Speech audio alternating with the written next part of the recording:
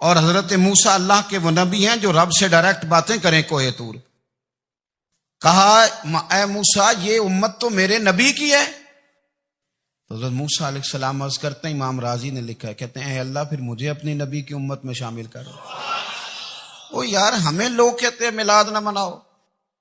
جس امت میں آنے کے لیے حضرت موسیٰ نے دعا مانگی، جس محبوب کی غلامی کے لیے، ہمیں تو دعا بھی کوئی نہیں مانگنی پڑی. اللہ نے فضل سے ہی مدینے والے کا غلام بنا دیا. تو ہم حضور کے تذکرے نہ کریں، ہم تشکر نہ کریں، ہم نبی پاک صلی اللہ تعالی وسلم کی نعت نہ پڑھیں، ہم حضور کے آنے پر جشن کا اظہار نہ کریں. ہر وہ جائز طریقہ جس سے اظہار خوشی ہو سکے وہ میلاد پہ کرنا چاہیے، اور اس کے لیے اسباب بنانے چاہیے. امت کا ایک جذباتی انداز ہونا چاہیے نبی پاک کے ساتھ، ایک وارفتگی، ایک ذوق، ایک طبیعت کے اندر وجدان. نعرہ مطلب اس طرح نہ ہو کہ بس چل رہا ہے کام. میں نہیں ہوں قائل، میں کہتا ہوں پہلے تو کوئی لگائے نہ، اور پھر نعرہ جب لگتا تھا نا تو مسلمانوں کے یہاں نعرہ لگتا تھا تو بڑے بڑے لوگ کانپ جاتے تھے. صوفیاء نے لکھا ہے کہ حضرت عمر نے جب کلمہ پڑھا نا تو 39 بندے کلمہ پڑھتے تھے.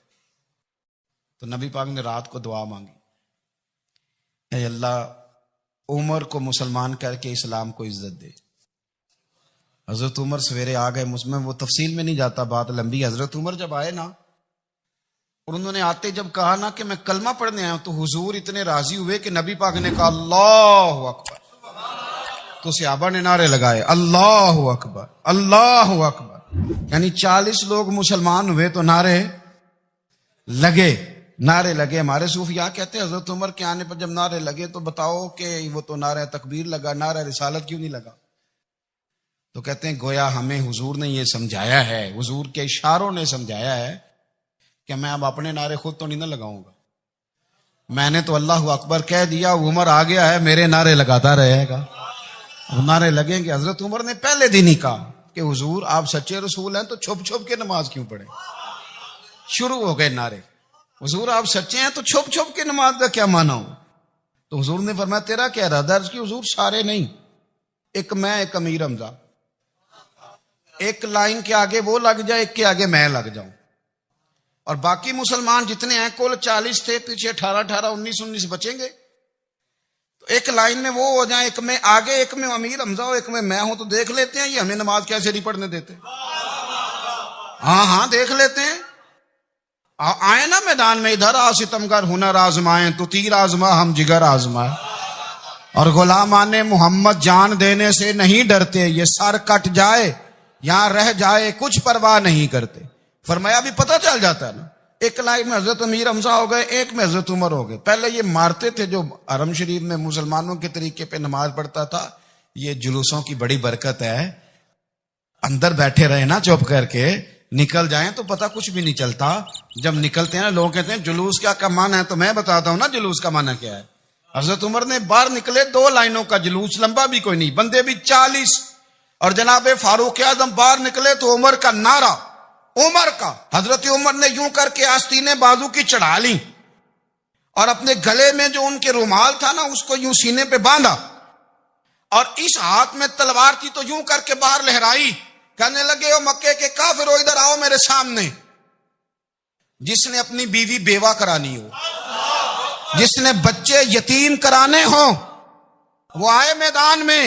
مصطفیٰ کے غلام آج سڑکوں پہ نکل آئے میدان میں ہمارے سامنے ہمارا مقابلہ کرے. آئے نا میدان میں، ہم نکلے ہیں. اب ہم یہاں کعبے میں اعلانیہ نماز پڑھیں گے، ہم پڑھیں گے. طاقت ہے تو آؤ نا، ہمارا مقابلہ کرو، آؤ. کفر بذات خود بہت بڑا جھوٹ ہے، اور جھوٹ کے پیر بس 2 بندے نکلے تلواریں لے کے آگے. تو پھر حضرت عمر نے اعلانیہ نماز پڑھوائی خانہ کعبہ. تو میرے بھائی رسول اللہ صلی اللہ علیہ وسلم کے غلام تو جب نعرہ لگاتے تھے تو ہو ہی کمال جاتا تھا. پھر بریلی کے امام بولے، کہنے لگے پیش حق مجدہ شفاعت کا سناتے جائیں. حضور قیامت کے دن آگے نا، ہمارے آگے خوشخبری دیں گے، کہیں گے تم فکر نہ کرو، آ جاؤ میں تمہیں بخشواتا ہوں، میں تمہاری سفارش، آ جاؤ پیچھے. حضور نہ پیش حق مجدہ شفاعت کا سناتے جائیں گے. یقین کریں بریلی کے امام کو بھی بڑا ہی رنگ آتا ہے بیان کرنے کا. کہنے لگے آپ روتے جائیں گے، اللہ کو منانا ہے نا حضور نے. کہتے ہیں پیش حق مجدہ شفاعت کا سناتے جائیں گے, آپ روتے جائیں گے پر ہم کو ہنساتے جائیں گے. باغ جنت میں محمد مسکراتے جائیں گے, پھول رحمت کے گریں گے, ہم اٹھاتے جائیں گے, اور حشر میں ہوگا ہمارا داخلہ اس شان سے ہم یا رسول اللہ کا نعرہ لگاتے جائیں. ماشاءاللہ میرے پیارے دوستو, آگے بیان جاری ہے. امام راضی کہتے ہیں حضور نے ایک رکا پکڑا چھوٹا سا, ایک بندے کو لوگ دوزخ میں لے کے جا رہے ہیں. اچھا مجھے ایک بات بتاؤ, فیصلہ پہلے ہو گیا ہے, اللہ کے سامنے ہوا ہے, اور فیصلہ ہو گیا اور طے ہو گیا کہ دوزخ میں جانا ہے. وہ قریب پہنچ گئے دوزخ کے, تو حضور نے دیکھ لیا, اور بتایا کس نے؟ حضرت آدم نے. حضرت آدم کہنے لگے حضور وہ آپ کے غلام کو دوزخ میں لے جا رہے ہیں. نبی پاک آگے گئے, کیا پڑھتے ہیں ہمارے بھائی؟ حضور نے مجھے ان سے چھڑا کے چھوڑ دیا. نبی پاک صلی اللہ علیہ وسلم آگے گئے, میں ادھر آؤ, کہاں لے کے جا رہے ہو؟ اللہ کے سامنے فیصلہ ہوا ہے نا, فرشتوں نے کیا ہے نا. فرشتے کو کسی سے بددیانتی تو نہیں نہ کرتے, فرشتوں نے جو کیا ٹھیک کیا ہے نا. کیوں لے کے جا رہے ہو؟ سونے گناہ زیادہ ہے, نیکیاں تھوڑی ہیں. فرمایا میرے سامنے تولو. کسی فرشتے نے نہیں کہا کہ سونے معاذ اللہ ہم کو بے ایمان ہے, ہماری کوئی اس سے زد چل ساڈا کو بننا سان جائے دے نال. بھائی میرا مطلب ہے صحیح تولا ہے, فیصلہ ہے, فرمایا دوبارہ تولو. گویا رب بھی فرماتا ہے جیسے میرا محبوب کہتا ہے ویسے ہی کر. او کوئی نہیں, دوبارہ تول لو, کوئی حرج نہیں, تولو نا دوبارہ. فرشتے دوبارہ آئیں گے, انہوں نے دوبارہ تولا, ایک پلڑے میں نیکیاں ایک پلڑے میں گناہ. اب وہ گناہ پھر زیادہ نکلے تو نبی پاک نے نا جیب سے اتنا سا روکا نکالا. روکے کا بھی کوئی وزن ہوتا ہے, وہ حضور نے نیکیوں کے پلڑے میں رکھ دیا, نیکیاں بڑھ گئیں. فرشتے بھی چپ کر گئے, چلو بھائی جنت میں. میری طرح کا تھا نا پتہ سارا ہے سردار نے کیتی ہے, پتہ تو تھا نا اسے من آنم کے من دانم, تو سیدھا حضور کے قدموں سے جا لگا. کہنے لگا سونیا میں تو ساری زندگی گناہ کرتا رہا, یہ کون سی نیکی ہے؟ تو حضور فرمانے لگے چپ کر, جنت کا دروازہ کھول گیا, تو جا جنت میں. حضور رکے میں کیا ہے؟ فرمایا تو نے ایک دن درود و سلام نہیں پڑھا تھا, میں نے تیرا سنبھال کے رکھا ہوا تیرا درود شریف, وہ نعرے رسالت بھی تو نے لگائے تھے, وہ تو کھول کے میرے تذکرے میں نے تیرا سنبھال لیا. دوزخ میں تو کیا میرا سایہ نہ جائے, کیونکہ رسول پاک سے دیکھا نہ جائے. میرے رسول پاک اور میری بات سنو, میں بھی آپ کو کھانا نہیں کھلاتا, لنگر میرے سنگی کھلاتے ہیں, میرے دوست آپ کو کھانا پیش کرتے. ہر جگہ آپ جاتے ہیں تو وہاں کچھ لوگوں کی ڈیوٹی ہوتی ہے, لیکن ترمذی شریف سیاستہ کی حدیث ہے. حضرت انس نے پوچھا تھا حضور قیامت میں کہاں ملیں گے؟ فرمایا حوض کوثر پہ. حضور وہاں انس پانی پلائیں گے کہ بلال پلائیں گے کہ سہیب پلائیں گے؟ فرمایا نہیں, امت پیاسی آئے گی تو میں اپنے دست مبارک سے پانی پلاؤں. حضور وہاں نہ ملے تو فرمایا پل صراط پہ آنا, امت گزرے گی تو میں رب سلیم کی دعائیں کروں گا. تو اعلیٰ حضرت فرماتے ہیں جب حضور دعا کر رہے ہیں تو ڈرنے کی ضرورت کیا ہے؟ خدا کی رضا چاہتے ہیں دو عالم, خدا چاہتا ہے رضائے محمد, رضا اب پل سے وجد کرتے گزری کہ ہے رب سلم دعائے محمد صلی اللہ ہو. حضور وہاں ملاقات نہ ہوئی تو پھر اس حدیث کو بھی یہ حدیث مضبوط کر دے گی. حضور فرمانے لگے پھر میزان عمل پہ آ جانا, امت کے عمل تول رہے ہوں گے اور میں کامیابی کی دعائیں مانگ رہا ہوں گا. تو جس کے لیے حضور دعا مانگیں گے ناکام ہوگا, ناکام ہوگا. اپنے بچوں کو حضور کی محبت سکھائیں, نبی پاک صلی اللہ علیہ وسلم کی غلامی کریں. آپ کا رشتہ نبی پاک کے ساتھ مضبوط ہونا چاہیے. دل جب نرم ہوتے ہیں تو پھر معاشرے کے اندر پیار پھیلتا ہے, محبت پھیلتی ہے, مساوات قائم ہوتا ہے, تعلقات مضبوط ہوتے ہیں. اس لیے دل صحابہ کرام میں سے اگر کسی کا دل سخت ہوتا تھا تو وہ نبی پاک کی بارگاہ میں حاضر ہو کے دعا پوچھتا تھا. حضرت عائشہ صدیقہ نے کہا یا رسول اللہ صلی اللہ علیہ وسلم دل سخت ہو گیا, تو فرمایا یتیم کے سر پہ ہاتھ پھیرا کر, دل کو اللہ نرمی عطا فرما دے گا. ایک صحابی نے عرض کی حضور دل سخت ہو گیا, تو نبی پاک نے فرمایا موت کو یاد کیا کر, تیرا دل نرم ہو جائے. ایک نے کہا حضور میرا دل زنگلود ہو گیا, تو محبوب نے فرمایا قرآن پاک کی تلاوت کیا کر. دلوں کا زنگ اللہ, تو یہ بہت بڑی بیماری ہے. اگر دل میں سختی آ جائے, انسان سخت گیر ہو جائے, لالچ کے رشتے قائم کرنے تو بیمار ہو. صحابہ اس کا علاج پوچھتے تھے. عرض کرتے تھے یا رسول اللہ اندر سختی آ گئی ہے، زنگ آلود ہو گیا مزاج، کوئی دعا تجویز کریں تو محبوب دعا بتلایا کرتے۔ تو یاد رکھیں جب انسان انسانوں پہ رحم کرتا ہے، داتا گنج بخش علی حجویری رحمت اللہ علیہ کشف المعجوب کے اندر لکھتے ہیں، فرماتے ہیں ایک شخص تھا بنی اسرائیل میں، تو کسی پہاڑ کی چوٹی پر عبادت کرتا تھا، لوگ اس سے ملنے جاتے تھے، درویش لوگ جو ہوتے ہیں نا ان کی بڑی بات ہوتی ہے، وہ نیک آدمی پہاڑ کی چوٹی پر عبادت کرتے تھے، بنی اسرائیل کے ولی تھے، لوگ ملنے جاتے تھے تو رستے میں ایک ڈھلان تھی، وہ لوگ اوپر چڑھتے تو انہیں دقت ہوتی۔ ایک دن اس ولی کے دل میں خیال آیا یا اللہ تو اسے پیدا نہ کرتا تو کیا عرض تھا۔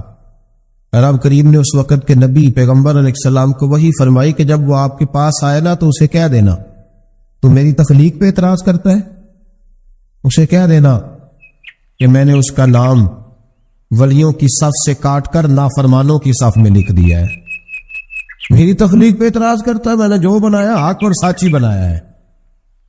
وہ ملاقات ہوئی تو نبی علیہ السلام نے فرمایا بھئی رب فرماتا ہے تیرا نام کاٹ دیا ہے ولیوں کی صف سے اور نافرمانوں کی صف میں لکھا ہے۔